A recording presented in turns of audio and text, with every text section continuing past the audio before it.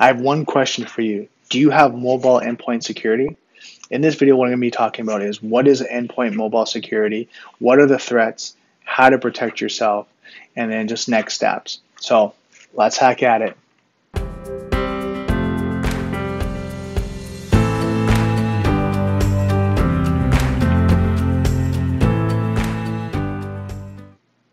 Okay, so one of the questions that I've been asking people is, do you have mobile endpoint security?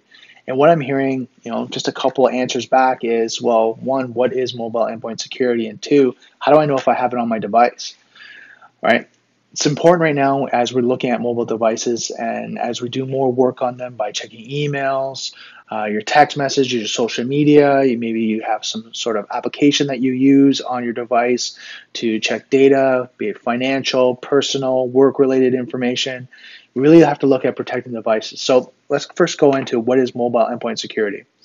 Mobile endpoint security provides a comprehensive risk management across iOS and Android devices to secure against app, device, and network-based threats. So what are threats? All right, so you look at physical threats, so lost or stolen device, it's rooted, so it's been hacked, password policy on the device, actually, when you're trying to log into the device, as well as any of the applications on the device, making sure that you have secure passwords and you're practicing, password policies and best practices. Bluejacking and Bluesnarfing, so these Bluetooth attacks. Bluejacking is when someone sends an unauthorized message to you. Bluesnarfing is when someone pulls data off your phone, both when you're connected to some sort of Bluetooth device, right? And it may even look like a Bluetooth device, but it's, potentially, someone trying to hack your device. When you connect to an outlet or a charger, we're hearing about this with airports when people go and they're trying to charge their phone, they plug into an outlet and they think, oh yeah, it's the phone's charging, but it's actually pulling data from the phone. Next is malware. As of 2016, I know one of the numbers was 18.4 recognized malware was out in the industry. So, and now it's 2017, 2018, it just keeps increasing. Phishing attacks, when someone sends you a message, email, even a message through social sites that you might asking you to click on a link, it's something really exciting, and then they want you to do an action by clicking on something, and when you click on it, malware can be running in the background. Drive-by downloads and social media ads.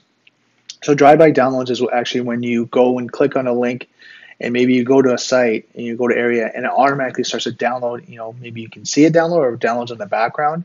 And then social media ads, what we're finding is with social media, there's these, really engaging ads that you're like, oh my God, I want to click and read more. But when you click on it, there's actually malware that's running in the background.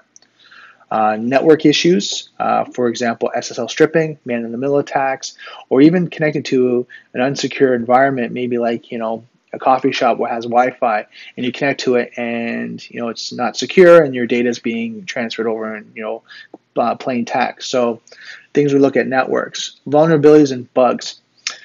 What we're finding with like all our devices, you're constantly seeing them updated. I'm going to use Apple as an example. So every day or so, you're probably seeing your apps being updated in the App Store, and then the iOS, pretty frequently you'll see, a full update of the operating system. So those things you have to make sure that you're practicing best practice of making sure your device is always updated and patched. So how do you keep your device secure? All right. One is look at, different tools, different applications. So for example, I'll use three right now, Semantic, Checkpoint, and Trend Micro. All have mobile device security that you can look into that are really good and dive really deep into how to protect your device from malware, from different threats, also, connecting to different security, different networks and making sure they're secure. And I know, for example, I use Semantic as an example. You actually can see like a geographical map of, access points that you connect to and ones that might be security risk or vulnerability. So it gives you a really good snapshot. So what to look for in a mobile endpoint solution? First, can it support your environment? So if you're an IT person, you're looking, okay, I have a mix of Android and iOS, but this, this application, this solution only does iOS. You have to make sure it supports, for your environment. Can you run reports on mobile endpoints? So does it run, reports on the actual device and give you, has it been updated? Is it running the current OS? Does it need to be patched? Where is it connecting to? when's the last time it's been compromised. So all these reports that you really want to pull and understand the devices, because then you understand, you bring your own device policy, and you understand how to secure each and every device.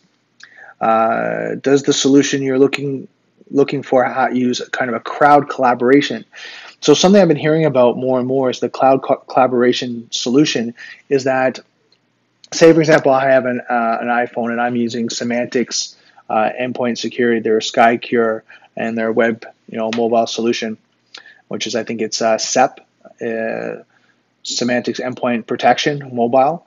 I'm using that, and then what happens is, say I get compromised. Well, it sends that, it helps me protect my phone, helps me clear it, but it also sends an alert up into the cloud and notifies all the clients that are using the same SEP mobile security that area that I went to, that link, that website is now a potential vulnerability, and it warns everyone not to go there.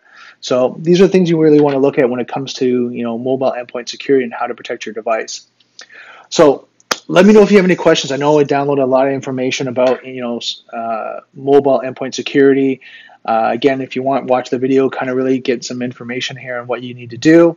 Again, please, if you have any questions, comment below. I'm here to help and provide as much value and much information as I can. So that's it for today's video. Don't forget, software is hackable, being connected is vulnerable. I'll see you next video.